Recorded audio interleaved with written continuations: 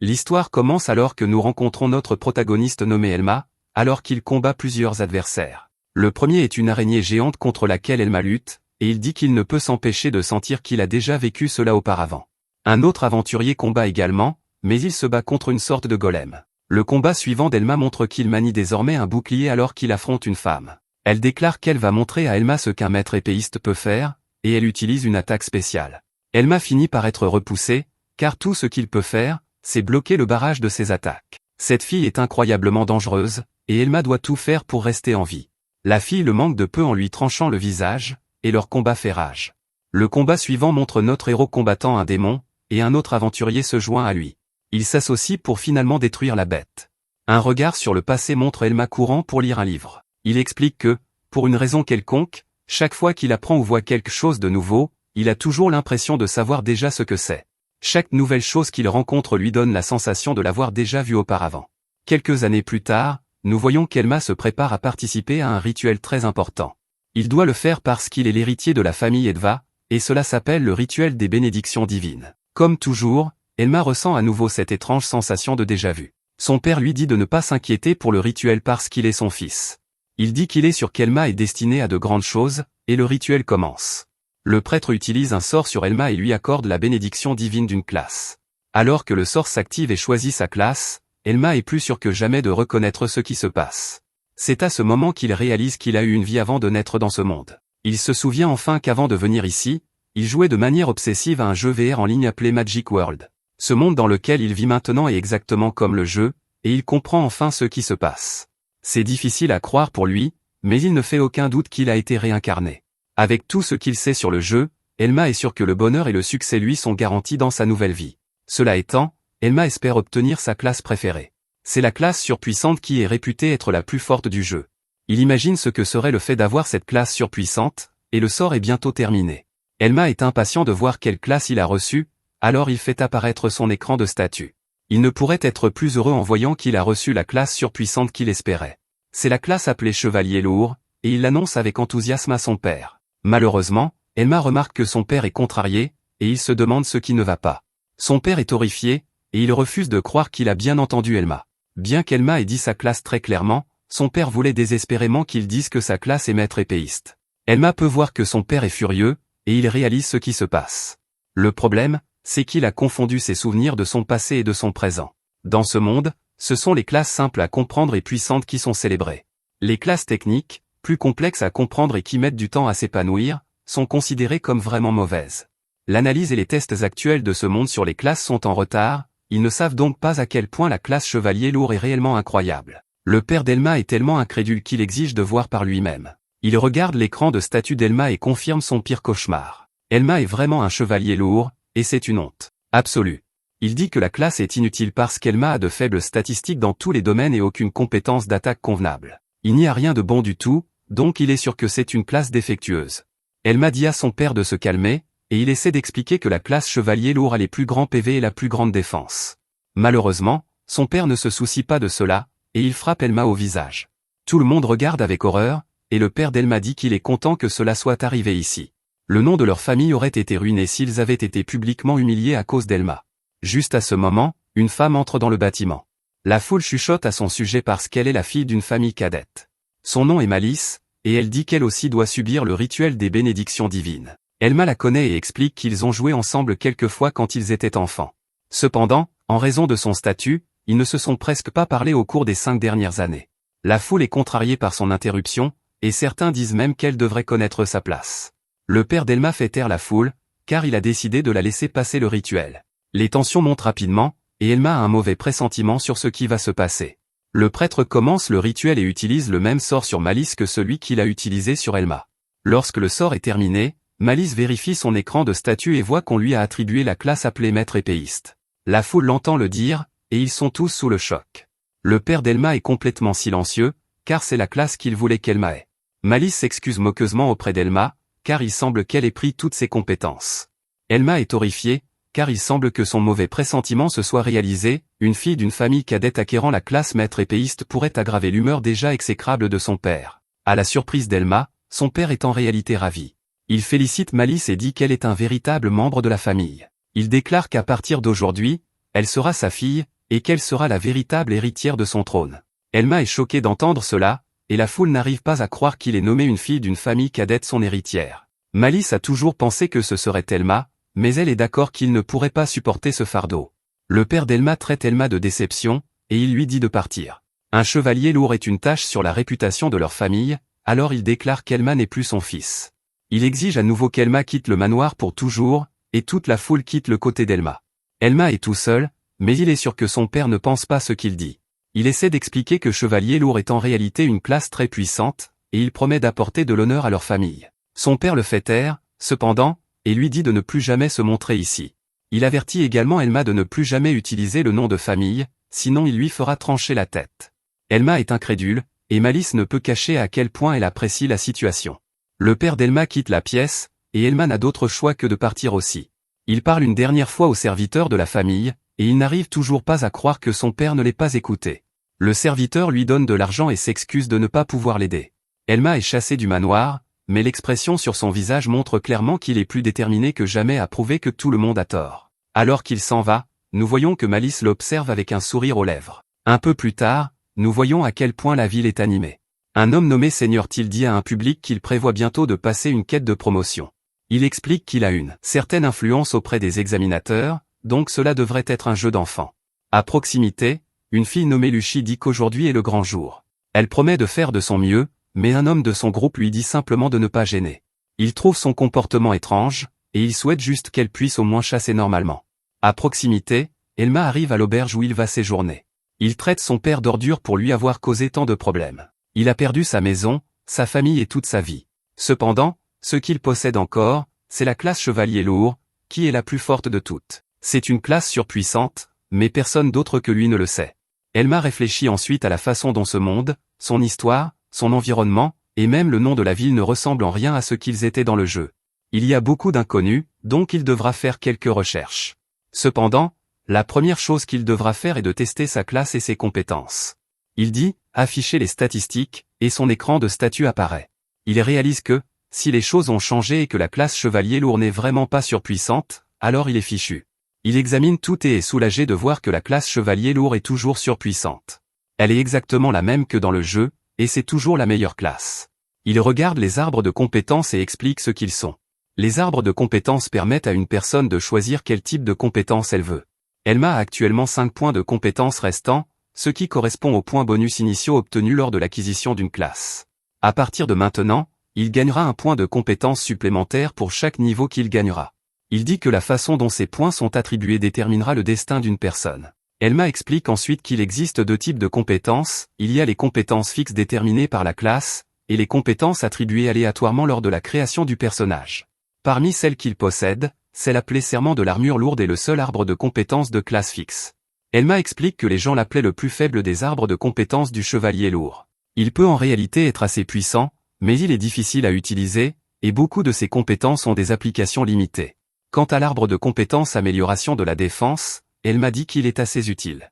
Il n'accorde aucune compétence, mais il augmente la défense. Ensuite, il y a un arbre de compétences appelé escrime débutant, qui n'est pas mauvais non plus. Lorsqu'il est maximisé, il peut être transformé en l'arbre de compétences escrime avancé avec des objets spéciaux. Elma sait déjà dans lequel de ceux-ci il veut mettre ses 5 points de compétences, alors il sélectionne Serment de l'armure lourde. Après avoir attribué ses 5 points, il atteint le niveau 2. Elma est stupéfait lorsqu'il acquiert immédiatement la compétence appelée Réflexion du rempart. De manière choquante, Serment de l'armure lourde atteint alors le niveau 5, et sa défense augmente de 10. Elma ne pourrait être plus excitée, et il déclare que c'est un excellent point de départ. Peu de temps après, nous retrouvons Elma dans la forêt, et nous voyons qu'il est entièrement équipé. Il prend un moment pour évaluer son environnement, et nous voyons ses statistiques actuelles. Il se ferait un chemin à travers la forêt jusqu'à ce qu'il rencontre un monstre grenouille appelé Arana. Il affiche les statistiques du monstre et voit qu'il est de niveau 2. La bête attaque notre héros, alors Elma utilise Réflexion du rempart pour bloquer l'attaque. Cette capacité crée un mur d'énergie en forme de rempart de château. Cette structure défensive est si puissante qu'elle vainc le monstre à elle seule. Elma est très satisfait de sa capacité, et les points d'expérience qu'il gagne du combat le font passer au niveau 2. Une explication de sa réflexion du rempart révèle qu'il s'agit d'une compétence courante. La description explique que, lorsqu'une attaque ennemie est annulée par sa défense, cette compétence inflige des dégâts égaux à la défense de l'utilisateur. Elma va récolter le butin de sa victoire et voit que le monstre a laissé tomber une pierre magique de niveau 2. Elle ne vaut pas grand-chose, mais Elma décide de la garder. Juste à ce moment, Elma doit rester sur ses gardes alors qu'il entend quelqu'un courir et appeler à l'aide. Un homme court pour sauver sa vie, disant qu'on le poursuit. Il supplie Elma de l'aider, et nous voyons qu'il est chassé par plusieurs monstres. Elma lui dit calmement de le laisser gérer cela, et l'homme se demande s'il peut vraiment les affronter seul. Il commence à penser qu'Elma pourrait être un aventurier célèbre, mais notre héros dit que ce n'est pas le cas. Il explique qu'il vient de monter de niveau il y a une minute pour la première fois de toute sa vie. L'homme est horrifié d'entendre cela, car cela signifie qu'Elma est encore plus faible que lui. Il est sûr qu'Elma doit être fou, car il est impossible qu'un débutant comme lui puisse affronter autant de monstres. Il dit à Elma d'enlever toute son armure lourde, car ils doivent fuir pour sauver leur vie. Elma ne l'écoute pas du tout, et il pense simplement au défi qui l'attend. Il reconnaît que sa compétence réflexion du rempart n'est pas parfaite, à moins d'annuler tous les dégâts avec une défense largement supérieure à l'attaque de l'adversaire, elle ne s'active pas. Elle est également inefficace contre des ennemis supérieurs et inconnus. Les monstres commencent à attaquer, alors l'homme essaie de dire à Elma de fuir. Elma ne bouge pas d'un pouce, et il se prépare à utiliser sa capacité. Malgré tous ces problèmes, Elma sait à quel point elle peut être puissante. Les monstres se rapprochent, et il active réflexion du rempart. Le mur est créé à nouveau, et tous les aranas s'y écrasent. Un par un, ils sont éliminés, et Elma annonce quelque chose. Il dit qu'il connaît déjà les ennemis de début. Son niveau est peut-être bas, mais il a augmenté sa défense avec les bonus des arbres de compétences et l'équipement. En ce qui concerne le combat contre les ranas, Elma déclare qu'il peut en vaincre des dizaines. Il utilise à nouveau réflexion du rempart, et il anéantit chaque monstre en vue. Des cadavres de ranas sont partout, et l'homme regarde avec émerveillement. Cet homme devant lui vient de vaincre autant d'ennemis à la fois, et il ne peut que se demander qui est cet homme. Elma donne son nom complet, mais il se souvient de ce que son père lui a dit, il a dit qu'il ne pourrait plus jamais utiliser le nom de famille, sinon sa vie serait terminée. Notre héros retire ce qu'il a dit, et il se présente simplement comme Elma le chevalier lourd. Après avoir passé plus de temps à chasser, Elma atteint enfin le niveau 8 et obtient un titre appelé « l'inébranlable ». Il vérifie son écran de statut et confirme que le système de ce monde fonctionne exactement comme dans le jeu Magic World. L'aventurier qu'il a sauvé se présente comme Harris, un débutant qui a récemment quitté son village reculé. Harris explique qu'on lui a dit qu'on ne pourrait pas lui faire confiance à moins qu'il n'atteigne le niveau 3 par lui-même. Il paniquait parce qu'il ne trouvait personne voulant former un groupe avec lui, donc Elma lui a vraiment sauvé la vie. Harris veut le remercier, mais Elma dit de ne pas s'en faire, il en a aussi bénéficié, car ces monstres étaient parfaits pour monter de niveau. Elma a bien l'intention de prendre toutes les pierres magiques, cependant, et Harris accepte sans aucune plainte. Harris demande ensuite à Elma de former un groupe avec lui lorsqu'ils retourneront en ville. Il suppose qu'Elma a du mal à trouver du travail pour lui-même, et il sait que les classes défensives ne sont pas très populaires. Cela fait réfléchir Elma à la façon dont son père l'a maltraité lorsqu'il a découvert sa classe. Chevalier lourd est considéré comme défectueux dans ce monde, et son père lui a dit qu'il était complètement inutile. Étonnamment, Harris dit qu'il pense qu'Elma est incroyable et qu'il ferait une excellente équipe. Harris promet même d'aider à changer la vie de tous les autres après avoir vu à quel point Elma peut être incroyable. Malheureusement, Elma refuse son offre, alors Harris se demande pourquoi il préférerait continuer à se battre seul. Harris fait remarquer qu'Elma utilise une classe de bouclier et qu'il ne montera jamais de niveau efficacement tout seul. Il supplie Elma de ne pas être têtue, mais Elma devient très sérieux. Harris est pris au dépourvu, et Elma s'excuse simplement. Au fond de lui, Elma sait qu'Harris a raison car les classes défensives protègent normalement les alliés et attirent les attaques ennemies. Cependant, inclure des membres de groupe signifie qu'Elma devrait partager toute l'expérience qu'il gagne. Pour la façon dont Elma veut monter de niveau, c'est vraiment pénible. Elma veut gagner des niveaux, des objets, des compétences et des titres aussi rapidement que possible. Il doute également que quiconque croirait à sa connaissance du potentiel caché du chevalier lourd. Plus important encore, Elma n'a pas de temps à perdre car il lui reste encore tant de choses à accomplir, comme atteindre son plein potentiel et se venger de son père. Au fil de la journée, Harris continue d'essayer de convaincre Elma en disant qu'il fait cela pour son bien. Il souligne qu'Elma est incroyable, mais qu'il ne peut aller que si loin avec sa méthode actuelle. Il ne peut pas continuer à farmer des ranas éternellement, alors il dit qu'ils devraient viser plus haut ensemble. Juste à ce moment, Elma sent quelque chose de dangereux se cacher dans les arbres autour d'eux. Les tensions montent rapidement, et Harris commence à paniquer alors qu'il essaie de chercher ce qui arrive. Soudain, un monstre araignée géant tombe d'en haut. Harris est horrifié car cette créature ne devrait pas se trouver près d'une zone de chasse pour débutants. Harris esquive de justesse une attaque, et Elma vérifie les statistiques du monstre. Il découvre que cette bête est une arandibe de niveau 16, ce qui signifie que l'araignée géante a 2 fois le niveau d'Elma. Elma réalise qu'elle utilise une compétence appelée « rampe inquiétante » pour cacher sa présence. L'arandibe possède également poison ralentissant, et une attaque dangereuse appelée griffe flamboyante. Malheureusement, la réflexion du rempart d'Elma est presque inutile lorsqu'il combat des ennemis de niveau bien supérieur, sa défense doit être 2 fois plus élevée que leur attaque, sinon la compétence ne s'activera pas. Elma détermine que son attaque, griffe flamboyante, le tuera en un seul coup si elle touche. Harris réalise qu'il a probablement attiré l'araignée vers eux, et il se blâme lui-même. Il est terrifié, mais il propose tout de même de distraire la bête pendant qu'Elma s'enfuit. Elma jette un coup d'œil à Harris, et il est assez évident à quel point il a peur. Notre héros refuse de s'enfuir et dit calmement à Harris qu'il va gérer le monstre lui-même. Harris pense qu'Elma a perdu la raison car les débutants ne peuvent pas vaincre une Arandipe. Il sait qu'Elma est vraiment fort, mais battre cette chose est juste physiquement impossible. Elma peut voir que ce combat sera dangereux, mais il déclare qu'il n'est pas complètement impossible à gagner. Elma ouvre son écran de statut et voit les 7 points de compétence qu'il a gagnés plus tôt. Il met chaque point dans serment de l'armure lourde et débloque une nouvelle compétence. La nouvelle compétence s'appelle désarmement, et elle réduit l'attaque d'un adversaire chaque fois qu'Elma porte un coup. Elma explique que la réduction est exactement de 20% et dure 1 minute. Il déclare que c'est la compétence dont il avait besoin car affaiblir l'Arandipe peut faire activer réflexion du rempart. Elma défie la bête et dit qu'il va s'occuper de ce monstre araignée. Ce combat est à haut risque et haute récompense, et Elma dit que rien ne le motive plus qu'un combat comme celui-ci. L'Arandipe charge sur notre héros, mais Elma évite ses bras puissants et reste calme. Elma connaît déjà ses schémas d'attaque et sa portée grâce au jeu, donc il est sûr qu'elle ne peut pas le toucher facilement. Le monstre attaque à plusieurs reprises, mais Elma continue d'esquiver en attendant le bon moment. Juste alors, l'Arandipe utilise rayon de poison, et Harris s'inquiète pour notre héros. Elma ne sourcille même pas alors qu'il déclare qu'il va délibérément encaisser cette attaque. Le poison le touche, mais notre héros a un plan. Il endure le poison, puis se précipite en avant et frappe la bête tout en utilisant désarmement. Son attaque l'endommage à peine, mais Elma est sûre que le debuff d'attaque a été appliqué. L'araignée furieuse enchaîne immédiatement avec griffe flamboyante et fracasse Elma avec la massive attaque brûlante. Harris est horrifié alors qu'il pense qu'Elma a été tuée, mais notre héros émerge de la poussière. Il dit à l'araignée que cette attaque ne fonctionnera pas. Elma explique que rayon de poison coûte 7 points de magie, tandis que griffe flamboyante en coûte 5. Parce qu'il connaît leurs coûts exacts, Elma peut suivre la quantité de magie qu'il reste à la bête. Ce n'est pas beaucoup, donc Elma sait ce qu'il doit faire. Elma s'avance et place un deuxième désarmement avant que l'Arandipe ne puisse l'arrêter. Cela réduit l'attaque de l'araignée de 20% supplémentaire pour une réduction totale de 40%. Elma révèle également quelque chose à propos du titre qu'il vient de recevoir, l'inébranlable, il augmente sa défense de 10% lorsqu'il maintient sa position. Avec ces deux effets de désarmement et son titre actif, Elma a enfin assez de défense pour que son plan fonctionne. Il explique que les différences de niveau et de capacité peuvent toujours être surmontées avec les bonnes connaissances. La bête continue de le poursuivre, mais notre héros déclare que la victoire est déjà sienne. L'Arandipe attaque une fois de plus, mais Elma tient bon. Son attaque affaiblie échoue à le blesser, donc les conditions pour réflexion du rempart sont enfin réunies.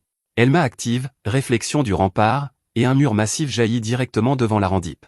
La créature est projetée en arrière et ne peut plus bouger. Elma déclare que le combat est terminé et met fin à la vie de l'araignée. Harris regarde avec émerveillement car Elma a vaincu un monstre qui aurait dû être impossible pour lui. Leur victoire fait passer Elma du niveau 8 au niveau 12 et lui récompense 4 points de compétence. Elma essaie de les ajouter dans serment de l'armure lourde, mais le système l'en empêche. Il indique que des points supplémentaires ne peuvent pas être ajoutés à l'arbre de compétences pour le moment. Elma reconnaît ce message, et il réalise qu'une autre fonctionnalité de Magic World existe dans ce monde. Son arbre de compétences atteint encore le niveau 15, et Elma acquiert une nouvelle compétence appelée Parade. Elma est excitée car cela signifie qu'il a enfin toutes ses compétences de base. Harris n'arrive pas à croire ce qu'il vient de voir, et il se demande qui est vraiment Elma. Il admet qu'Elma peut probablement se battre seule et dit qu'il s'inquiétait pour rien. Il détermine qu'Elma se débrouillera sans lui, mais il remarque qu'Elma est en fait empoisonnée. Harris propose de l'escorter jusqu'à la ville, et Elma accepte son aide tout en le remerciant. Après qu'Elma a été guérie, les deux se disent au revoir. Harris remercie notre héros et espère qu'ils pourront rester amis lorsqu'ils se reverront. Plus tard, Elma se rend à la guilde des aventuriers pour pouvoir s'enregistrer officiellement en tant qu'aventurier. Il dit à la réceptionniste qu'il s'appelle Elma et qu'il est un chevalier lourd de niveau 12. Plusieurs aventuriers à proximité rient immédiatement car ils croient que les chevaliers lourds sont complètement inutiles. La réceptionniste traite sa demande, et Elma est officiellement approuvé en tant qu'aventurier de rang F. Elma nous explique qu'il existe 7 rangs d'aventuriers, le rang S étant le plus élevé. Un groupe doit contenir au moins un aventurier de rang E avant de pouvoir entrer dans un donjon. Elma a également découvert que le rang d'aventurier limite le nombre de points de compétence qu'il peut ajouter à serment de l'armure lourde, c'est pourquoi le système l'en a empêché plus tôt. Elma doit atteindre le rang E dès que possible. Notre héros demande ensuite à trouver un groupe, mais la réceptionniste dit que les utilisateurs de boucliers sont rarement recherchés. Elle le prévient que cela pourrait prendre du temps, mais Elma décide d'y réfléchir plus tard. Des aventuriers à proximité continuent de l'insulter car personne ne veut faire équipe avec un chevalier lourd de bas niveau. Elma les ignore et sort le sac magique qu'il a apporté du manoir de sa famille. Elma pense à quel point le sac peut stocker un énorme nombre d'objets, donc il est content de l'avoir pris. Il veut échanger ses pierres magiques qu'il a obtenues en combattant, alors il déverse un tas sur le comptoir. Tous les membres de la guilde sont stupéfaits en voyant les pierres, et la réceptionniste demande à Elma s'il les a vraiment toutes collectées lui-même. Elma confirme qu'il a farmé chaque pierre seul, et il lui dit d'inclure cela dans son rapport. Les autres aventuriers l'accusent de tricher car ils ne peuvent pas croire qu'un chevalier lourd ait pu accomplir cela. Elma s'en moque car il a fini de s'enregistrer et a maintenant assez d'argent pour ses frais de subsistance. Avec ses problèmes résolus, Elma commence à penser à la partie qui excite ses instincts de joueur de Magic World. Il se demande avec impatience s'il y a des quêtes de promotion qu'il pourrait entreprendre immédiatement. La réceptionniste est surprise par sa question, mais elle confirme qu'il y en a techniquement une de disponible. Un peu plus tard, nous voyons qu'Elma a rejoint la quête de raid qui se déroule à l'intérieur d'un cimetière sombre. Le groupe comprend plusieurs aventuriers expérimentés ainsi que de nombreux débutants nerveux qui ont l'air complètement terrifiés. Un vétéran massif nommé Gotan s'approche après avoir entendu qu'un clown a rejoint leur quête de raid. Il regarde droit vers Elma et suppose que c'est lui le clown. Gotan dit qu'il y a beaucoup de débutants qui sous-estiment les guildes et les monstres avant de se faire tuer. Il refuse de croire qu'Elma ait vaincu une Arandip alors qu'il n'était que de niveau 12. Gotan traite Elma de menteur et dit que l'aventure ne pourrait jamais être aussi facile. Il promet ensuite de donner une leçon à Elma pendant que tout le monde regarde. Elma regarde l'immense aventurier qui se tient au-dessus de lui et réalise que cette situation est vraiment pénible. Elma déteste vraiment cette situation, mais il sait que les quêtes de raid sont une rare chance de promotion. Elma ne peut pas se permettre de rater ça, alors il doit jouer intelligemment. Au lieu de chercher la bagarre, il dit calmement à Gotan qu'il a hâte de travailler avec lui. Gotan dit qu'il n'aime pas cette réponse, mais il l'accepte quand même. Il appelle un gars nommé Ti et lui dit qu'il est temps de commencer. Ti utilise une compétence appelée recherche, et Elma la connaît bien. Il explique que la compétence de recherche détecte toutes les créatures dans une certaine zone. Elma note que c'est une compétence assez rare au bas niveau, et qu'elle prend du temps à utiliser. Finalement, Ti révèle qu'il y a une horde d'environ 30 monstres ennemis. Gotan le félicite pour son bon travail, et Ti ne peut s'empêcher de se vanter de sa compétence exceptionnelle. Il dit aussi qu'il espère que Gotan lui accordera cette promotion au rang E. Ti se tourne ensuite vers Elma et dit que son comportement bizarre à la guilde a suscité des rumeurs. Elma regarde l'équipement de Ti et il détermine que ce gars doit être un mage rouge. Les mages rouges ont de grandes capacités physiques et peuvent apprendre des sorts d'attaque ainsi que des sorts de soins. En plus de ça, ils peuvent aussi apprendre un large éventail de sorts de soutien. Ti dit alors qu'il serait impressionné si les rumeurs sur Elma étaient vraiment vraies. Il s'excuse moqueusement qu'Elma soit coincée avec la classe défectueuse. Elma apprécie son inquiétude, mais il fait très clairement comprendre qu'il aime sa classe. Ti essaie de le défier du regard comme Gotan l'a fait, mais Elma ne bronche même pas. Ti dit à ce dur à cuire de ne pas les retarder, et il s'en va. Elma ricane et pense à quel point le mage rouge est en fait l'une des classes les plus difficiles. À première vue, il semble capable de tout faire, et dans le jeu, ils étaient connus comme le typique touche-à-tout. Ce monde n'est cependant pas le jeu, et les gens favorisent naturellement les classes faciles à utiliser, donc il n'y a pas beaucoup de mages rouges. Un peu plus tard, Gotan rassemble tout le monde pour qu'ils puissent examiner la situation. Cette horde de morts-vivants qu'ils vont affronter est menée par un monstre appelé le chef Ghoul. Tout le monde est choqué car ils savent que c'est un monstre puissant. Gotan est un aventurier de randé, alors il déclare qu'il gérera le boss lui-même. Il dit à tous les autres qu'ils devront garder leur distance tout en s'occupant de tous les faibles. L'un des aventuriers se demande s'il les protégera, et la réponse de Gotan est troublante. Il annonce qu'il ne protégera personne qui se retrouvera pris dans ce combat. Les aventuriers n'en croient pas leurs oreilles car ils comptaient sur lui. Ils pensaient qu'il n'aurait qu'à se tenir à côté de Gotan, mais il sera totalement concentré sur le boss. Elma, pendant ce temps, pense que le chef Ghoul est autour du niveau 30. Il n'a pas de compétence d'attaque, mais l'une de ses capacités est vraiment pénible. Elle s'appelle Souffle d'Hadès, et cette compétence transforme les cadavres en morts-vivants de bas niveau. Heureusement, ils ont Gotan, qui est un aventurier de rang et d'environ le niveau 40. Si les choses se passent bien, Elma est sûre qu'ils gagneront. Malheureusement, Elma regarde autour de lui et voit qu'il y a de sérieux problèmes avec leur équipe. Les débutants sont tous des lâches qui sont déjà convaincus qu'ils vont mourir. Ensuite, il y a l'arrogance de gars comme Ti, qui méprise tout le monde. Les débutants s'attendaient à ce que ce raid soit facile, mais leur chef insouciant ne veillera pas sur son équipe. Elma calcule que les chances qu'ils survivent tous ne sont que d'environ 80%. Ce sont des chances décentes pour un jeu, mais ce monde est une toute autre histoire. La mort ici est plus qu'un simple revers, alors Elma décide de prendre la parole. Il dit à Gotan qu'il pense qu'il devrait donner des instructions plus spécifiques à tout le monde. Tout le monde est stupéfait, et Gotan se demande ce qu'il veut dire. Elma fait remarquer que le rapport sur la horde de morts-vivants n'est peut-être pas totalement exact. Il sera trop tard s'ils ne sont pas préparés et qu'ils attendent simplement que le pire arrive. Gotan est visiblement agacé, et les autres n'arrivent pas à croire qu'Elma lui fasse des suggestions. Gotan demande avec colère si Elma pense qu'il peut lui donner des ordres. La colère de Gotan ne cesse de croître jusqu'à ce qu'il se réjouisse de voir Elma remis à sa place. Elma dit qu'il n'essaie pas de lui donner des ordres, et il explique qu'il est simplement anxieux. Il s'humilie en disant qu'il est nerveux parce qu'il est un aventurier de bas niveau et inexpérimenté. Il dit qu'il est anxieux à propos de ce combat, et il fait remarquer que les autres ressentent la même chose. Il sait qu'un vétéran comme Gotan pourrait voir tout cela comme une routine. Cependant, les autres apprécieraient vraiment quelques instructions supplémentaires avant la bataille. Gotan déclare qu'il n'est pas un babysitter, mais étonnamment, il accepte de le faire. Malheureusement, Ti s'en mêle parce qu'il n'aime pas qu'Elma parle au nom de tout le monde. Il déclare que seuls ceux qui ont des classes défectueuses ont peur de quelques morts-vivants faibles. Ti se moque ensuite d'Elma pour avoir pleurniché auprès de Gotan juste avant la bataille. Les autres aventuriers admettent tranquillement qu'ils ont peur aussi, mais ils restent silencieux. Ti ruine les efforts de notre héros en annonçant qu'ils n'ont besoin d'aucune instruction pour faire face à ces monstres. Il dit que les lâches peuvent rester hors de leur chemin en courant vers l'arrière. Juste à ce moment, tout le monde doit se mettre en garde, car la horde de morts-vivants est enfin arrivée. Ils apparaissent dans toutes les directions, et Ti montre à quel point il est vraiment un lâche. Il tremble de peur, mais notre héros se prépare au combat. Le chef Ghoul annonce sa présence par un rugissement retentissant, et Ti tombe à terre. Gotan ne perd pas de temps et ordonne à Ti et Paul de dégager le chemin pour qu'ils puissent atteindre le boss. Il se précipite dans la bataille, et Elma prend un moment pour analyser le chef ennemi. Sa massue ne semble pas être quelque chose de spécial, alors il détermine que Gotan et les autres devraient s'en sortir. Elma dit ensuite aux aventuriers restants qu'il est temps de s'occuper des suivants du gros chef. Ils sont horrifiés, cependant, car ils ne veulent pas charger une armée entière de monstres. Ils savent que ces choses ne sont que des morts vivants, mais ils font remarquer qu'ils n'auront aucune chance s'ils sont encerclés. Ils disent qu'ils ne sont venus ici que parce qu'ils pensaient que Gotan assommerait les monstres pour eux.